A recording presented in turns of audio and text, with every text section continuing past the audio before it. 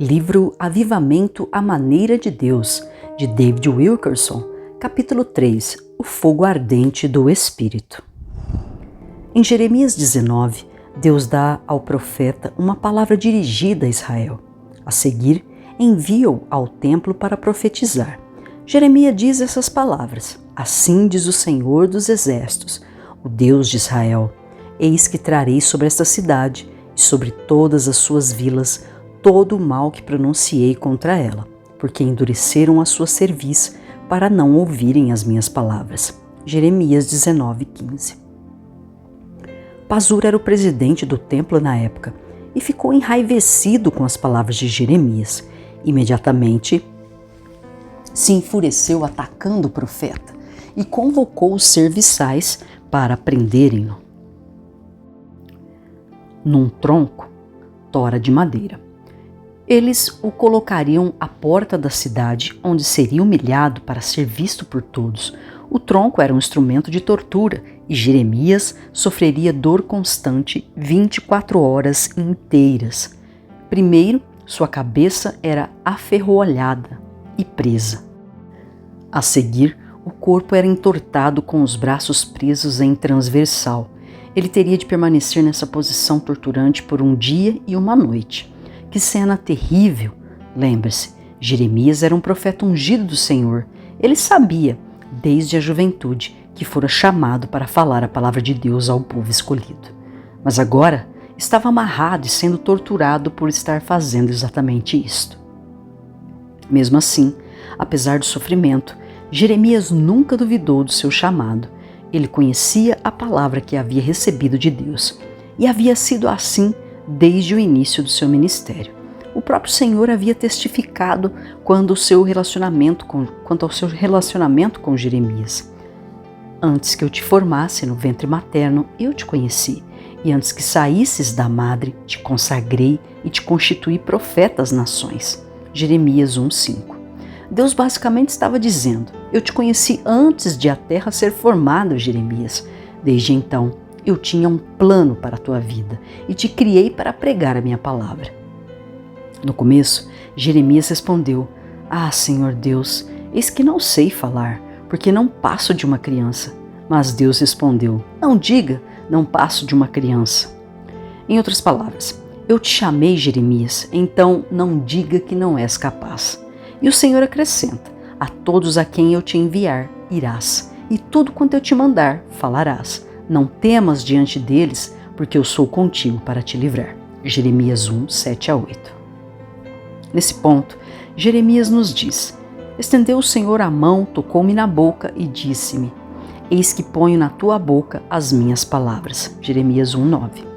Que momento incrível na vida de Jeremias! Como é maravilhoso saber que Deus estendeu as mãos sobre ele, revelou-lhe os seus pensamentos e ungiu para falar por ele. Eis aqui porque Jeremias nunca duvidou das palavras que Deus lhe deu. Então, o Senhor dá a Jeremias a ordem para marchar. Cinge os teus lombos e levanta-te, diz-lhes tudo quanto eu te mandar. Não desanimes diante deles, porque eu farei com que não temas na sua presença. Jeremias 1:17. Finalmente, Deus declara essa poderosa palavra a seu servo. Eis que hoje te ponho por cidade fortificada, por coluna de ferro e por muros de bronze, contra todo o país, contra os reis de Judá, contra os seus príncipes, contra os seus sacerdotes e contra o seu povo. Pelejarão contra ti, mas não prevalecerão, porque eu sou contigo, diz o Senhor, para te livrar. Jeremias 1:18-19. Atente para a tremenda mensagem que Deus deu a esse homem. Ele está dizendo: Jeremias, eu planejei um ministério para você na eternidade e agora estou enviando-o para arrancar a raiz de todas as mentiras de Satanás. Quero que você derrube todos os ídolos e os destrua diante do meu povo. E você também irá edificar a minha igreja. Quero que você plante as sementes das boas novas. Não se preocupe, eu lhe darei toda a palavra que necessitar, bem na hora em que precisar. Mas nunca tenha medo do homem, não tema caras feias ou ameaças e jamais tema o fracasso. Lembre-se, enquanto você viver, estarei com você. Nenhum demônio ou inimigo pode tocá-lo, Por isso, você não precisa ficar desencorajado. Então levante-se em fé já e faça como lhe ordenei. Você possui um propósito divino que é declarar o que está em minha mente. Não deixe que ninguém ou nada o derrube. O Senhor então acrescenta essa palavra final, porque eu farei com que não temas na sua presença. Jeremias 1,17. Amado, aqui está a mensagem de Deus, não apenas para Jeremias, mas para todo pastor e obreiro cristão que alguma vez tenha sido chamado por ele.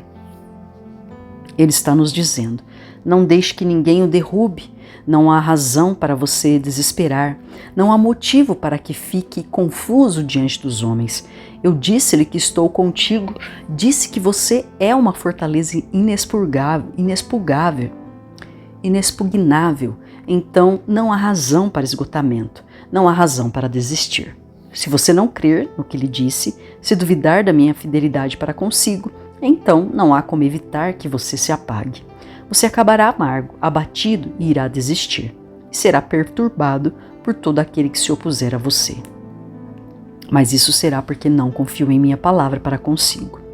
Quero lhe dizer o seguinte: não importa que dificuldades você enfrenta, não importa se as pessoas o tratam mal ou o ofendam, os seus amigos, a sua família, mesmo príncipes ou reis, podem se virar contra você, mas eles jamais prevalecerão. Eu coloquei paredes de metal e fortes pilares cercando, eu estou com você para livrá-lo. O apóstolo Paulo diz o seguinte em relação a Deus: que nos salvou e nos chamou com santa vocação, não segundo as nossas obras, mas conforme a sua própria determinação e graça que nos foi dada em Cristo Jesus antes dos tempos eternos. 2 Timóteo 1,9. Simplificando, toda pessoa que está em Cristo é chamada pelo Senhor. E todos temos o mesmo mandato: ouvir a voz de Deus, proclamar a sua palavra, nunca temer o homem e confiar no Senhor diante de toda provação inimaginável. Na verdade, o que Deus prometeu a Jeremias aplica-se a todos os seus servos. Quer dizer, nós não temos de ter uma mensagem preparada para dizer diante de todo mundo. Ele se comprometeu a encher nossa boca com a sua palavra, no exato momento em que for necessário. Mas isso acontecerá somente se confiarmos nele. Paulo diz que muitos são designados como pregadores, mestres e apóstolos, e que todos eles irão sofrer por esse motivo. Inclui-se entre esses, para o qual eu fui designado pregador, apóstolo e mestre, e por isso estou sofrendo estas coisas. 2 Timóteo 1, 11 a 12. Ele está dizendo, em resumo, Deus me deu uma obra santa para realizar, e porque eu tenho esse chamado, vou sofrer. As Escrituras mostram que Paulo foi testado como poucos ministros algum dia foram. Satanás tentou matá-lo vez após outra. Os assim chamados agrupamentos religiosos o rejeitavam e ridicularizavam. Por vezes, até mesmo os que o sustentavam deixaram-no ofendido e abandonado. Mas Paulo nunca se perturbou diante dos homens. Ele nunca se apavorou ou se envergonhou diante do mundo.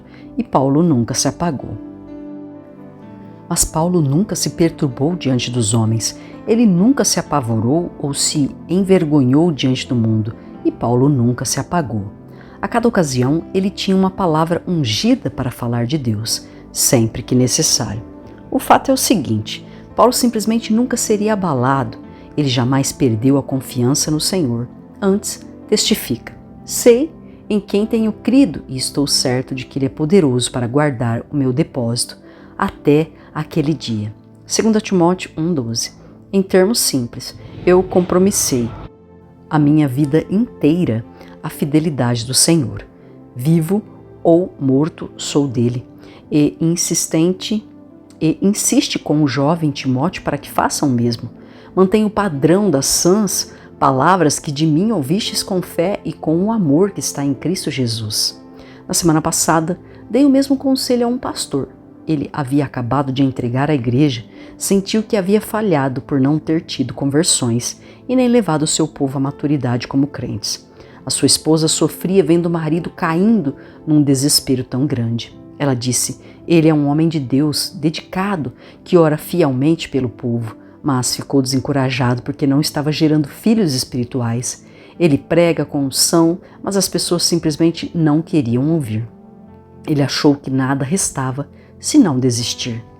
Eu assegurei-me de enviar esse homem ao encorajamento de Paulo. Insisti para que se mantivesse no padrão da fé e a palavra que lhe fora dada. Deus seria fiel para operar tudo que prometera. Não era só o corpo de Jeremias que estava sendo torcido, a sua alma estava sendo atacada.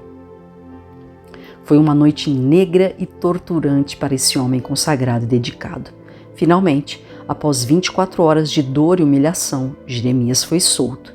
Ele foi direto a Pazur, o homem que o havia prendido, e profetizou: o Senhor tem um novo nome para ti, Pazur. Significa: você vai viver com medo e em terror constantes o resto dos teus dias. Veja, Jeremias sabia o quanto era perigoso para qualquer um tocar no ungido de Deus. Estremecido, Pazur simplesmente chamou o profeta de mentiroso. Àquela altura, Jeremias tinha chegado ao limite da resistência e começou a usar a linguagem do servo acabado.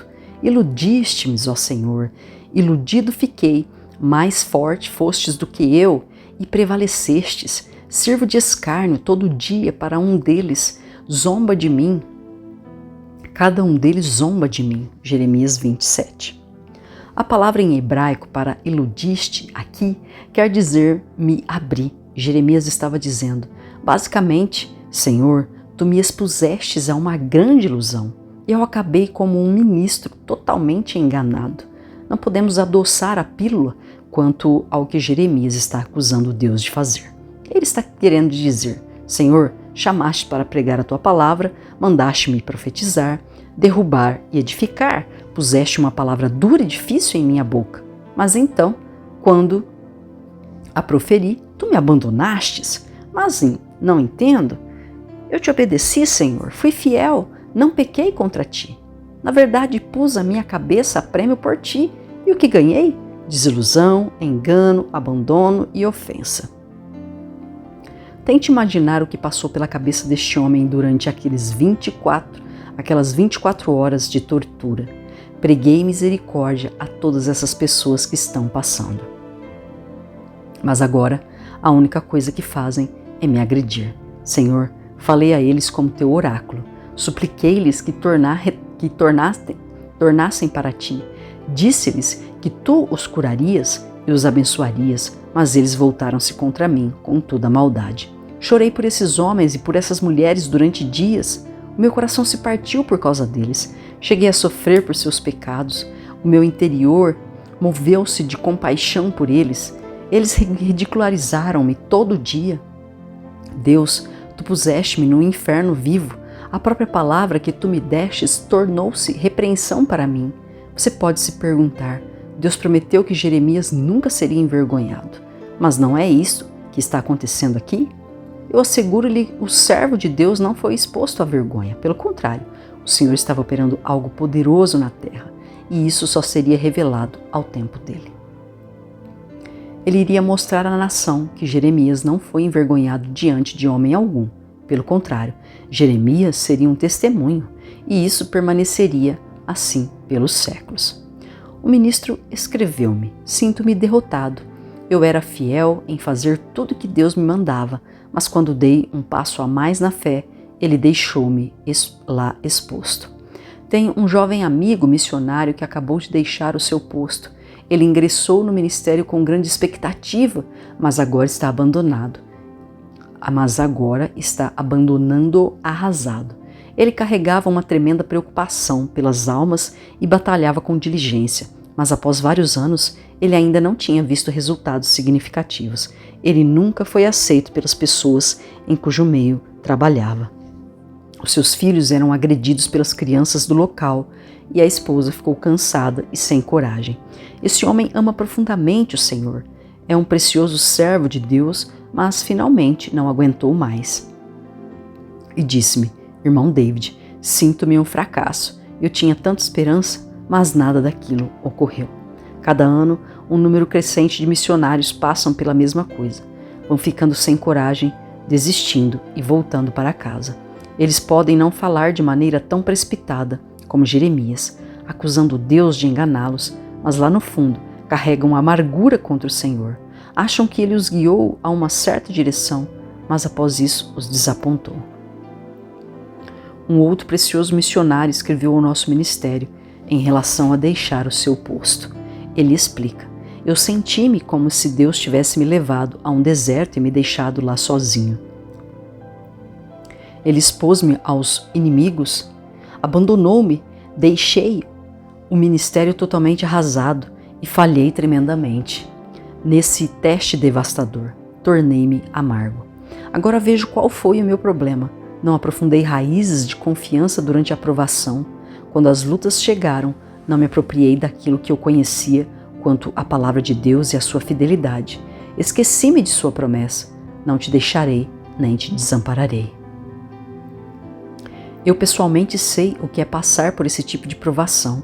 Há cerca de 15 anos, quando a igreja de Times Square estava apenas no começo, Satanás tentou arruinar o nosso ministério e destruí-lo. Houve acusações incríveis de conflitos radicais e ataques pessoais contra minha família e a mim. A cabeça de muitos jovens foi envenenada pelos fuxicos que fizeram. Alguns chegaram a mim depois do culto e perguntaram: "Você é falso mesmo como disseram?" Até hoje, ainda dói ler os meus artigos daquela época. Eu comecei a detestar as manhãs de domingo quando tinha de pregar. Muitas vezes sentava-me em meu gabinete e chorava, até que minha esposa, Jean, punha os braços em torno de mim e dizia: "David, está na hora." Chorei por semanas pela dor que sentia com tudo isso. Finalmente, disse a Jean: "Eu não preciso disso, porque não volto a escrever livros e evangelizar?" E tudo o que ela conseguia fazer era sacudir a cabeça e dizer: "Como alguns cristãos conseguem ser tão cruéis?" É claro que não desisti, e jamais desistirei. Por quê? Pela mesma razão que Jeremias não desistiu. É a razão pela qual os outros ministros e obreiros cristãos não desistem. Isso me foi no coração como fogo ardente cerrado nos meus ossos. Já desfaleço de sofrer e não posso mais desistir. Jeremias 20, 9. Em Jeremias 20, 14 a 18, o profeta desabafa com uma declaração que soa quase suicida. Maldito o dia em que eu nasci. Não seja bendito o dia em que me deu à luz a minha mãe. Maldito o homem que deu as novas a meu pai, dizendo: "Nasceu-te um filho." Seja esse homem como as cidades que o Senhor, sem ter compaixão, destruir. Por que não me matou desde o ventre materno? Porque saí do ventre materno tão somente para ver trabalho e tristeza, e para que se consumam de vergonha os meus dias? Ouvi esse mesmo desespero na voz de um ministro que me telefonou recentemente. Ele disse: "David, entristeci profundamente o Senhor. Estou tão derrotado pelo meu fracasso, tão vazio. Não sobrou nada. Parece que a vida não tem mais valor." Tantos servos de Deus nas Escrituras expressam o mesmo sentimento. Quando Jó se encontrava na mais profunda de suas trevas, uma voz insistiu com ele: "Desista de Deus e morra." Elias ouviu uma voz semelhante e esse profeta, antes tão poderoso, acabou pedindo: "Senhor, leva a minha vida, sou um derrotado como todos os que me antecederam." Talvez nesse assunto você se sinta como todos eles. Você foi torcido e retorcido pelo inimigo, com a cabeça presa ao tronco. E você diz: "Peço dia e noite, mas as orações não são respondidas. Não aguento mais isso. Eu não preciso disso em minha vida. As coisas eram mais fáceis quando eu estava no mundo, quando nem conhecia a Deus. Ele agora me deixou ao léu." Bem, alguns cristãos podem responder: "Essa conversa toda vai contra Deus. Ela exige repreensão severa." Mas a verdade é que conseguimos avaliar apenas o homem exterior. Deus vê o coração, e ele conhecia o interior de Jeremias e optou por não repreender o profeta em desespero. Por quê? O Senhor sabia que o fogo ardia nesse homem. É como se Deus dissesse: "Jeremias não vai desistir." Sim, ele perde impulso ao descarregar sua frustração, mas ainda crê na minha palavra. Ela queima em sua alma e sairá desse incêndio com uma fé inabalável. Sei que o meu servo não aguenta ficar sem pregar a minha palavra. Eu imprimi isso em sua alma, no seu coração, em sua mente, e os melhores dias de sua vida estão à frente dele. Ele continua sendo seu servo escolhido. Jeremias realmente ganhou um novo sopro. De repente, encheu-se de vida nova. Ele levantou-se como que dizendo: espere aí, Satanás, você não me engana. Você não vai me tirar do ministério que Deus me deu. O Senhor chamou-me e sei que a sua palavra é certa. O profeta então testifica: ouvi a murmuração de muitos, há terror por todos os lados. Todos os meus íntimos amigos que aguardam de mim que eu tropece dizem: bem, pode ser que se deixe persuadir, então prevaleceremos contra ele e dele nos vingaremos. Mas o Senhor está comigo como um poderoso guerreiro, por isso tropeçarão os meus perseguidores e não prevalecerão. Cantai ao Senhor, louvai ao Senhor, pois livrou a alma do necessitado dos malfeitores. Jeremias 20, 10, 11 e 13. Talvez agora você ache que o seu fogo se apagou. Está certo que não sobrou nenhuma fagulha. Talvez tenha sido o pecado que afastou o fogo. Você foi fisgado e pouco a pouco o seu fogo diminuiu. Tenho ouvido histórias trágicas de homens e mulheres de Deus que foram levados à ruína pela internet. Para a maioria dos homens, a sedução foi pornografia. Para as mulheres, foi encontrar um homem numa sala de bate-papo e começar um caso. Lamentavelmente, boa parte do corpo de Cristo de hoje relembra um moderno vale de ossos secos. É um deserto cheio de esqueletos de cristãos que caíram. Ministros e outros crentes consagrados se apagaram devido àquele pecado que os assedia e agora estão cheios de vergonha, escondendo-se em cavernas que eles mesmos cavaram. Tal como Jeremias, convenceram-se de que não me lembrarei dele, do Senhor, e já não falarei do seu nome. Jeremias 20, 9. Não deixe que o diabo o derrube. Próximo capítulo: uma coisa nova que Deus está fazendo na igreja.